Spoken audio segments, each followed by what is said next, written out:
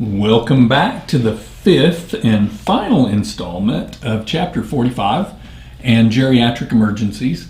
We're going to pick up in this section and we're going to start talking a little bit about psychological conditions as they relate to geriatric emergencies. Then we'll talk about some skin issues, get into some trauma, kind of finish out in trauma, and then we'll talk a little bit, just briefly, about recognizing abuse, elder abuse, and then some end-of-life kind of things that we oftentimes have to deal with geriatric patients. All right, so let's get started talking about some psychological conditions with geriatric patients. We need to address, of course, one of the things we need to address just head on is ageism. And that's, of course, discrimination against older adults that's solely based on their age. It's crucial to remember that depression is also, when we talk about depression too, it's also important to remember that it is not the normal part of ages or of aging. We'll discuss how medical diseases can influence medical health or mental health, how some reactions are considered normal but short term, and when a persistent issue becomes a real concern, we'll start to look at some of those. Of course, depression is a major health problem in the geriatric population, and its incidence is unfortunately growing as our population ages. The good news is that it's often treatable with medication and therapy.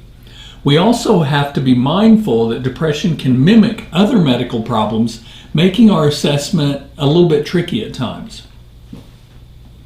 When we look at risk factors for depression in older adults, several things stand out. A history of depression, chronic diseases, the loss of function, independence, or significant others, all are going to play a role in this. These are key things to keep in mind when you're interacting with older patients. One of the challenges is that older patients often don't readily complain about their feelings, which can make recognizing depression much more difficult. Tragically, a majority of geriatric suicides occur in people with terminal illnesses or debilitating cardiac or neurologic conditions. This highlights the seriousness and the need for careful observation. When we encounter a geriatric patient in a psychological emergency, we need to determine if it's a behavioral emergency or a behavioral crisis. A true emergency means there's a significant risk of serious harm, such as suicidal state, potential violence, or impaired judgment causing the risk of death or injury. A behavioral crisis, on the other hand, is when the patient is overwhelmed but not possessing or posing any kind of immediate harm. So there's not a real big urgency there. Now let's discuss mental illness, specifically psychosis. A patient who is psychotic is out of touch with reality. You might observe symptoms like being angry or excited for no apparent reason. They may have some antisocial activity, social isolation, or unusual sleep patterns like sleeping during the day or being awake at night. These are important clues that something deeper might be going on. It's not an indication that it absolutely is, but it could be an indication that there's something might be going on. Let's dive a little bit deeper into the integumentary system conditions that we might run into so that we just have a better understanding of those. And so we'll explore the pathophysiology assessment and management of those conditions. With our older patients, we need to make sure that we're extra vigilant about their skin. They're at much higher risk for secondary infections, and wounds in this population take much longer to heal. Plus, years of cumulative sun and toxin exposures can increase their chance of developing skin cancer. And this makes skin assessment a crucial part of your patient evaluation process. First thing we're going to talk about is herpes zoster, more commonly known as shingles. It is something we often see in the older generation. It's caused by the reactivation of the varicella virus on nerve roots, and it frequently affects the thoracic nerve and the ophthalmic division of the trigeminal nerve. Shingles comes with some pretty uncomfortable symptoms, including pain in the affected area, clusters of tiny blisters on reddened skin, and a unilateral rash. Treatment typically is going to involve opioids for pain relief and antiviral medications, and these are preferably started within 48 hours of the onset of symptoms. Cellulitis is another integumentary condition we need to recognize. It's an acute inflammation in the skin caused by a bacterial infection, and it usually affects the lower extremities. And it's, of course, not something that we want to take lightly. It definitely needs to be receiving care. So these are going to be patients that we're going to need to transport. It can be quite painful as well. Symptoms are going to include fever, chills, general weakness, warmth, swelling, redness, tenderness, and enlarged nodes in the affected area. Treatment's going to involve antibiotic therapy, adequate fluid intake, and maybe even local dressings for any open sores or wounds that might be present. Pressure ulcers, are also known as bed sores, are a very big concern, especially in those bedridden geriatric patients. They occur from prolonged pressure applied to body tissue, which results in a lack of perfusion and ultimately necrosis. Brain and spinal cord injuries, neuromuscular disorders, and nutritional problems can all be risk factors for developing pressure ulcers. Pressure ulcers most commonly develop on areas like the lower legs, the sacrum, the greater trochanter, the gluteus maximus, where these areas are under a lot of pressure on the bony prominences of the skeletal system. Knowing these locations will help you out during your assessment process, and you'll know where to look and where to find these. We classify pressure ulcers in stages. Stage 1 is a persistent area of skin redness. Stage 2 involves partial thickness skin loss. And stage 3 means full thickness skin loss with subcutaneous tissue exposed. Stage 4 is full thickness skin and tissue loss exposing muscle or even bone. Understanding these stages can be key in documenting your care. Pre-hospital treatment for pressure ulcers is going to be mostly basic. Monitor body temperature and vital signs, administer oxygen, and consider establishing an IV of fluid. And you may or may not need to give a fluid bolus, but of course, remember, we're always going to be cautious about administering fluids. Untreated ulcers can become significantly infected and lead to sepsis, so caring for them and treating them properly is crucial. All right, let's talk a little bit about some musculoskeletal conditions. Older adults often experience changes in physical ability, which can affect their confidence in mobility. Muscles begin to atrophy and they weaken, the fibers become fewer and smaller, and motor neuron numbers decline as well. The strength will decrease, ligament and joint cartilage will lose their elasticity, and this is going to contribute to some symptoms of arthritis. It's all part of the aging process, but it's going to have an impact on the way that we care for our patients. It's also common to see a stooped posture in adults due to the atrophy of supporting structures. Some degree of kyphosis and loss of height from spinal column compression are often pretty typical findings. Osteoporosis is a big one in our geriatric population. It's characterized by a decrease in bone mass, leading to reduced bone strength and greater susceptibility to fractures. It is influenced by genetics, smoking, activity level, diet, hormonal factors, body weight, and the use of certain medications. There are two types of osteoporosis. The first one is ironically called type 1. And this is a bone loss occurring in women after menopause, with fractures typically found in the radius of the hip. Type 2 occurs in both men and women, generally older than 50 years old, And it's with common fractures of the hip and the vertebrae is where we'll typically see those fractures happen.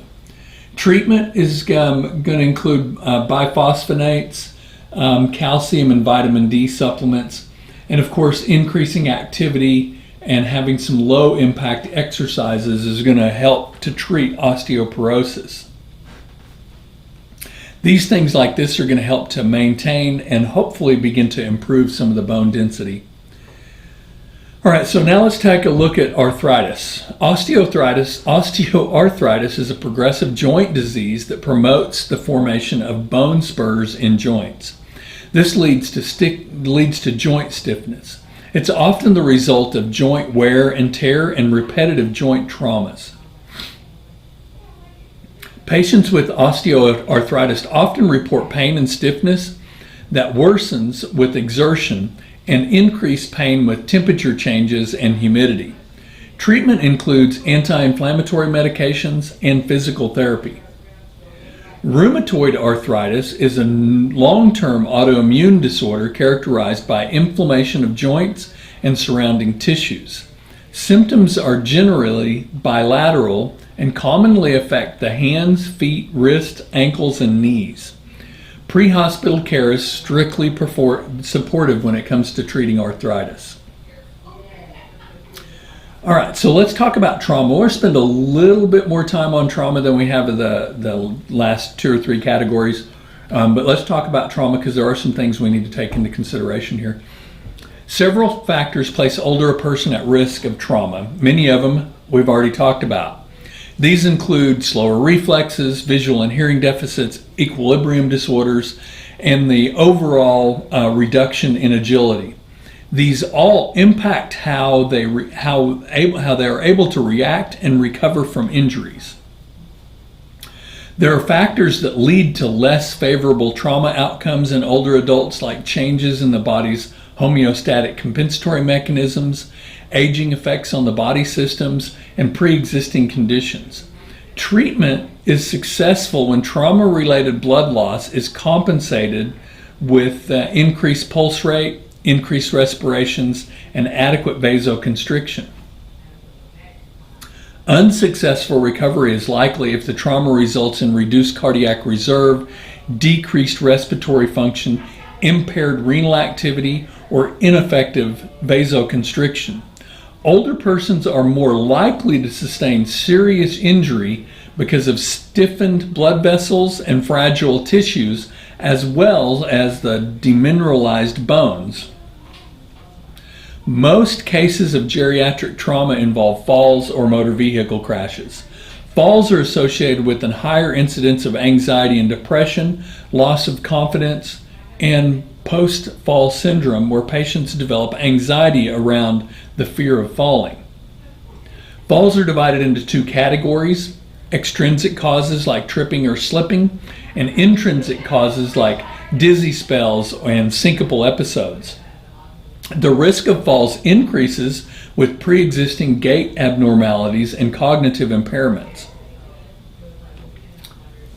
So this table shows various causes for geriatric traumas and what we might expect to find with those. EMS can play a role in fall prevention by conducting home safety assessments anytime we go into the home that has a geriatric person in it. This involves identifying and helping to mitigate hazards in the home environment, such as ensuring clear pathways, installing handrails, and removing tripping hazards. These simple steps can make a big difference. Older adults are at significantly higher risk to death from motor vehicle crashes. This is often due to factors like visual impairment, slower reaction times, impaired judgment, and underlying medical conditions that can complicate the recovery process. Pre-existing conditions like cirrhosis, COPD, diabetes can all negatively impact trauma outcomes in older patients. These conditions can affect the body's ability to heal and compensate for injuries. Head trauma is particularly concerning in the elderly. Their blood vessels are far more fragile, making them more susceptible to bleeding. Hematomas, especially subdural hematomas, can develop slowly over time, making assessment and diagnostics of them very tricky. Spinal cord injuries are also a risk due to degenerative changes in the spine. Even a seemingly minor sudden movement of the neck can cause significant harm. Always maintain a high index of suspicion for spinal injury in all geriatric fall victims. Chest injuries are often worse in older adults because their ribs are more brittle and prone to fracture. Abdominal trauma frequently involves the liver, which can be more fragile with age. And orthopedic injuries, particularly hip fractures, are very common in falls. Burns are extremely dangerous in older adults, especially when combined with other medical conditions. Because maintaining fluid balance is critical in burn management, it is complicated and much more difficult in a geriatric patient. Chronic diseases, certain medications and alcohol can all further impair the temperature regulation ability of elderly patients. We've talked about this quite extensively before. We need to be mindful of environmental emergencies and extreme temperatures in cold weather. We may need to keep the ambulance warmer to prevent hypothermia. Remember, they have poor regulatory mechanisms. When assessing geriatric trauma, always consider the mechanism of injury and whether a medical problem preceded the trauma. Start with your ABCs and move on from there. Be vigilant for signs of rib fractures. Remember, what might be considered normal blood pressure in a younger person could be too low for an older person, especially if they have a history of hypertension. Assess the neurological status using AVPU and expose the injuries to get the full picture of the trauma that you're dealing with. Make sure you get a good history from the patient if possible, or from bystanders and family members if necessary. Obtain an accurate list of medications and pay close attention to medications that can affect your treatment, such as beta blockers and diabetes medications. Conduct a thorough secondary assessment, systemically checking for injuries to the head, spine, ribs, abdomen, and long bones. Remember that older adults may have a decreased pain perception, so don't rely solely on their complaint of pain to guide your assessment. Be cautious with IV fluids, as older adults are very prone to fluid overload. Monitor heart rhythm closely.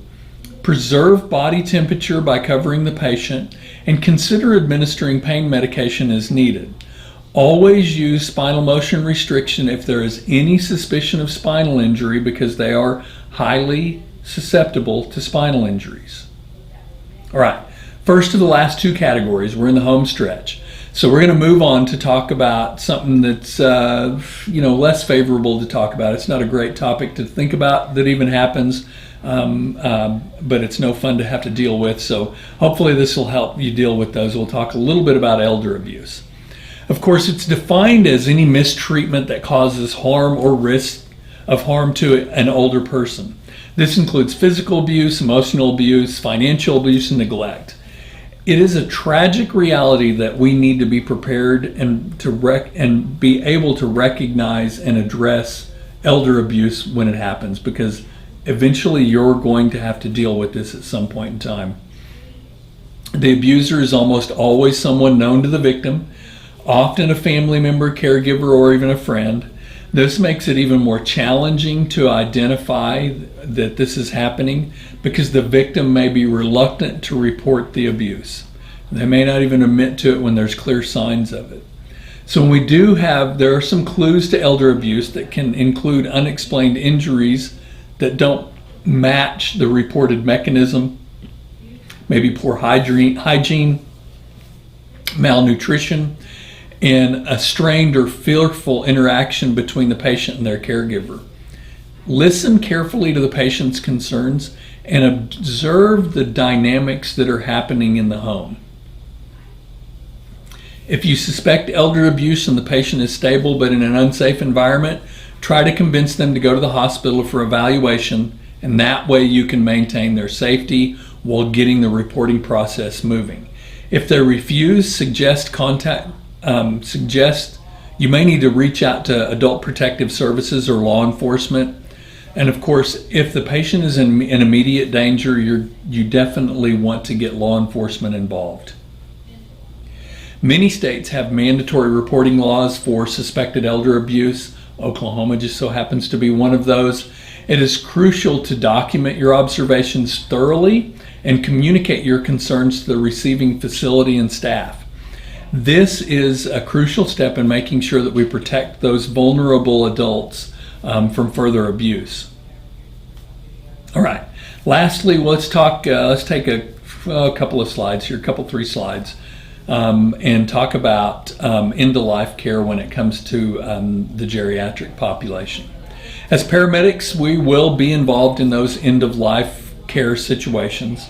It's inevitable that we're going to get called for them, but it's really important for us to understand what a DNR is and what a DNR isn't. Remember, a DNR simply stands for do not resuscitate.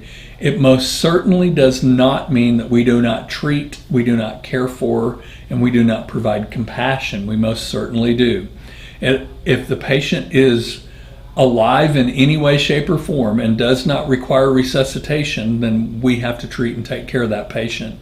It's important that we do so. Even with the DNR order, we still treat disorders, administer medications, and alleviate suffering, as well as provide comfort care and concern for the patient to their family members. Our role is to provide compassionate care in their final moments. Oftentimes this is tough. We do get callous. We do get, start just a little jaded and to see the world differently. But just remember, we should be treating every patient, geriatric or not, as if they're the only patient that matters in the world. They're the only patient that we ever run on. Hospice providers are specialized in end-of-life care, and they will support both the patient and their family. They are a wonderful resource to reach out to if the patient is on hospice. We can work in conjunction with hospital teams to ensure the patient receives the highest possible quality care. But understanding the role of hospice is important for providing that comprehensive end-of-life support. If you get called to a patient that is on hospice, they've called you, make sure that you talk to that hospice nurse before you transport. Reach out to that hospice nurse. The hospice nurse may be there. They may be the one that called you. But communicate with them, work it out between them, and have an understanding of what the intentions or what the plans are. It is not unusual to transport somebody that is on hospice, but it's less likely that you're going to do so. Because they're generally under the care of a hospice physician, so it's a little bit different. All right, so that is the end of Chapter 45 and Geriatric Emergencies. So good job, it's over with. We will be back in Chapter 46.